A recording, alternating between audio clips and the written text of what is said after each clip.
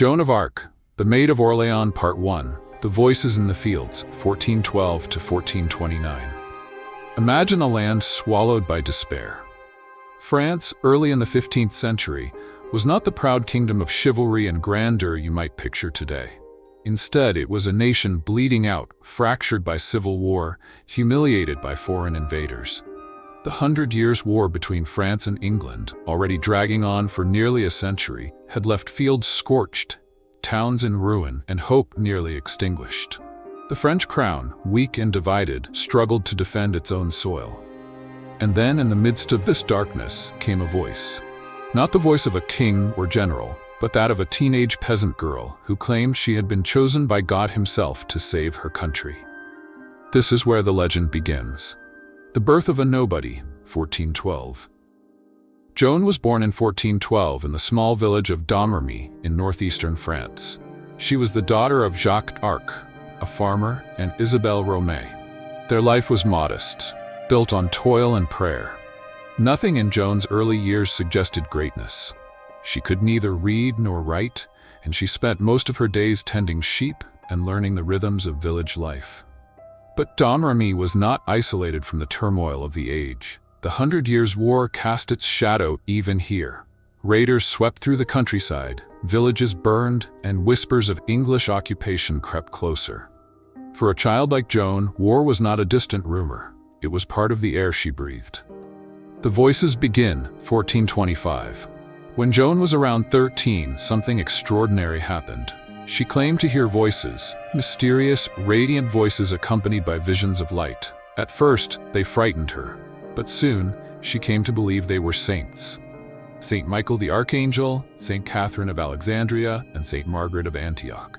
These celestial figures, she said, gave her a divine mission: drive out the English, end the suffering of France, and crown Charles, the Dauphin of France, as the rightful king. For a girl of her age and station, such visions were unimaginable, yet Joan embraced them with absolute conviction. To her, it was not a choice, but a destiny. France on the brink. By the late 20s, France was collapsing. The English had won a crushing victory at Agincourt in 1415, decimating the French nobility. The Treaty of Troyes, 1420, had disinherited Charles the Dauphin and declared Henry I of England the heir to the French throne. After Henry's sudden death in 1422, his infant son Henry VI was proclaimed king of both England and France. Meanwhile, Charles VII, weak, uncertain, and without a crown, struggled to maintain authority. Many French lords sided with the English. The heart of France was slipping away. And then came Orléans. Orléans was the last great French stronghold along the Loire River. If the city fell, England would dominate all of northern France. Its walls were under siege, its supplies dwindling. By 1428, France's survival hung by a thread. A girl with a mission. Joan was now 16. She could have remained a quiet villager, anonymous and forgotten by history. But her voices pressed her harder. Go to the Dauphin. You must raise the Siege of Orléans. You must see him crowned at Reims. It was madness. She was an illiterate peasant girl in a world ruled by knights and kings. Yet she was unshakable. She cut her hair short, dressed in men's clothing for safety, and set out to meet Robert de Baudricourt, the local commander in Vaucouleurs. At first he laughed. A peasant girl claiming to be God's messenger? Ridiculous. But Joan's persistence was relentless. She spoke with such conviction, such fiery certainty, that she began to sway those around her. She even predicted a French defeat outside Orléans, a prediction that proved true. Finally, Baudricourt relented.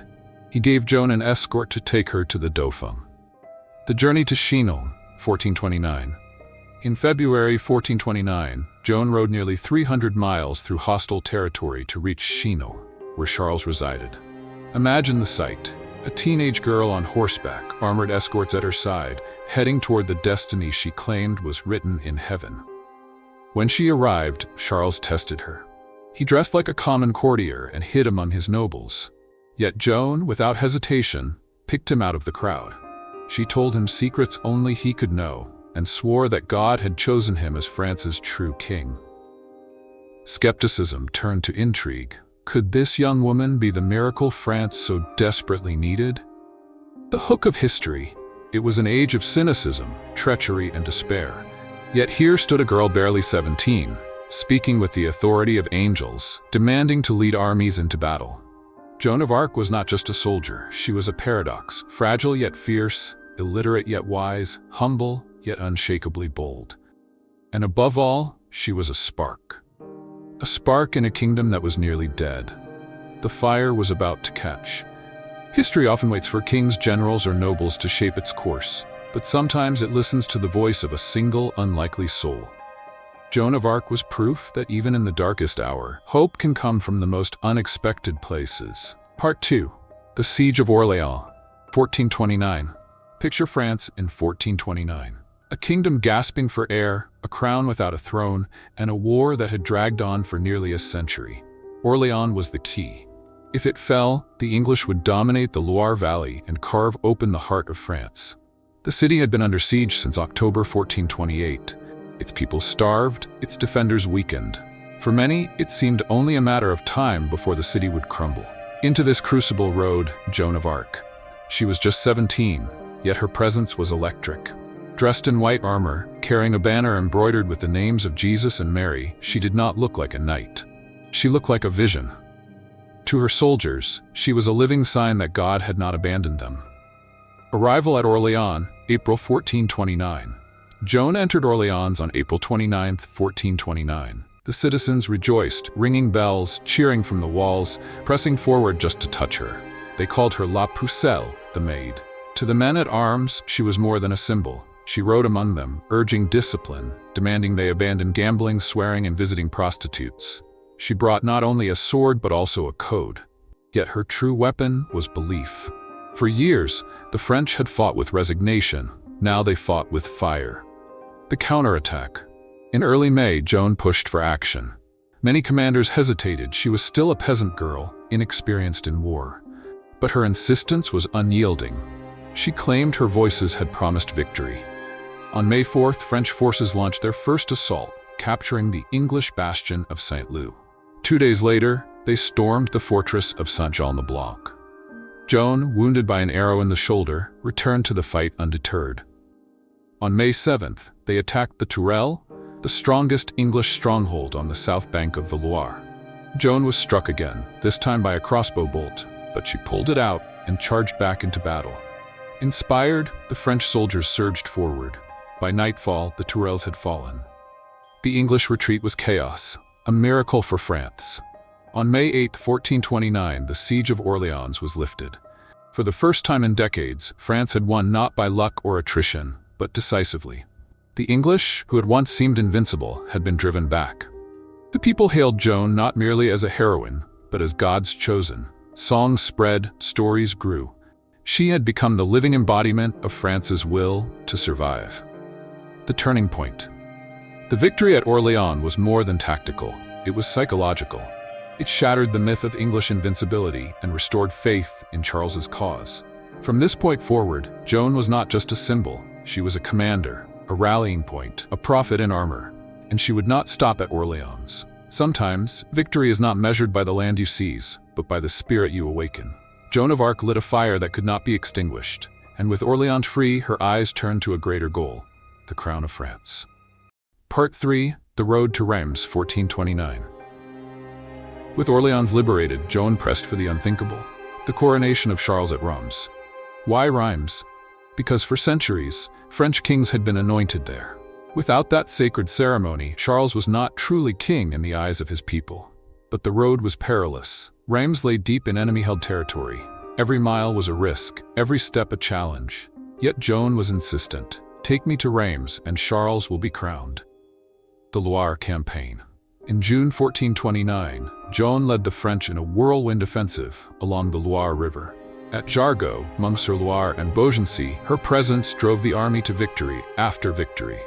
On June 18th, at Bataille, the French cavalry crushed the English longbowmen, the same weapon that had devastated French knights at Agincourt. This time, the tables were turned. The English fled in disarray. For the first time in years, they were no longer the hunters, but the hunted. March to Reims. With the Loire secured, Joan urged Charles to march north. The Dauphin hesitated, haunted by doubt and caution, but Joan's faith was unrelenting. She told him, "Gentle Dauphin, move boldly, for God has sent me to lead you." In July 1429, the army advanced. Town after town opened its gates, inspired by Joan's legend. Troyes, once a bastion of English power, surrendered without a fight. The coronation, July 17, 1429. Finally, on July 17, 1429, Charles entered Reims. In the great cathedral, he was anointed with holy oil, crowned King Charles VII of France. As the crown touched his head, Joan stood by his side, banner in hand, tears streaming down her face. She turned to him and said, "Gentle king, now is fulfilled the will of God." For the people of France, it was nothing short of a miracle. A peasant girl had led their dauphin to his throne. Faith can move armies. Belief can topple empires. Joan of Arc had taken a king without a crown and turned him into a monarch anointed by God. But every rise carries the shadow of a fall. Part 4th, Betrayal and Trial, 1430–1431. Joan's triumph was dazzling, but it also sowed fear. To her enemies, she was a witch. To some of Charles's courtiers, she was a threat. In May 1430, while defending Compiègne, Joan was unhorsed and captured by the Burgundians, allies of the English. Sold for a ransom, she was delivered into English hands. Dragged to Rouen, Joan was locked in a dark, damp cell. Her captors did not treat her as a prisoner of war, but as a heretic to be destroyed. They feared her more alive than dead. If she was truly chosen by God, then her capture was meaningless. But if they could brand her a fraud, a witch, a tool of the devil, then they could shatter her legend. The trial, 1431. Her trial was not justice, but theater. Conducted by pro-English clergy, it was designed to break her. She was interrogated for months, peppered with questions meant to trap her into admitting blasphemy. They demanded to know about her voices. They mocked her visions. They accused her of dressing as a man, something forbidden by church law. Yet Joan, barely 19, faced them with astonishing composure. She turned their questions back on them. When asked if she was in God's grace, she replied, "If I am not, may God place me there. If I am, may God keep me there." It was a theological masterstroke. Even her judges were stunned. Condemnation. But the outcome was never in doubt. On May 30th, 1431, Joan was declared a heretic and sentenced to death. That morning, she was led to the marketplace in Rouen. Bound to a stake, the executioner lit the pyre. As the flames rose, Joan cried out the name of Jesus. Witnesses swore they saw her soul ascend like a dove. When it was over, nothing remained but ashes, except her heart, which they claimed would not burn. It is one thing to kill a body. It is another to kill a legend. By burning Joan, her enemies thought they had silenced her. Instead, they had given her immortality. Part 5. The Immortal Legacy, 1431 to 1920 and beyond. For years after her death, France mourned but also remembered. 20 years later, Pope Calixtus III reopened her case. The verdict was overturned. Joan was declared innocent, a martyr wrongfully condemned. Her name became a banner under which France rallied.